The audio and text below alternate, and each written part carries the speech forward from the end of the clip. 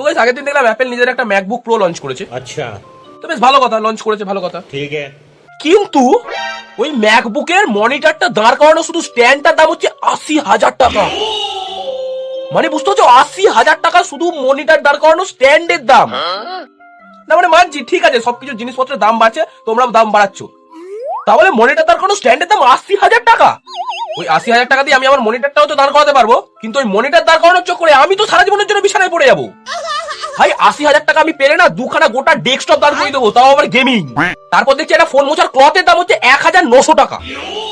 না huge amount, বড় কোনো ক্লথ নয়, এই ক্লথ, এই যে এই ক্লথ, এই ক্লথ, এই যে যেটা আমি এই চশমার সাথে ফ্রি পেয়েছিলাম, সেই ক্লথের দাম নাকি 1,900 টাকা। ভাই ফোন আবার ফোন মোছার জন্য আবার ক্লথ লাগে নাকি? এরকম ধরি এরকম জামাই মুছে নিয়ে। তারপর আবার অ্যাপেল বলছে বিগত সময়ে মানুষজনের চোখে, হাতে, কানে ফোন ফিট করে দেবে। না মানে সমস্যাটা কি? এত কুটে কেন তোমরা?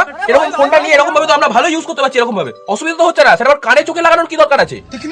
যদি আমার চোখের মধ্যে ফোন ফিট করা থাকে তাহলে কি সিম কার্ড আমি নাকের ফুটাই ভরবো?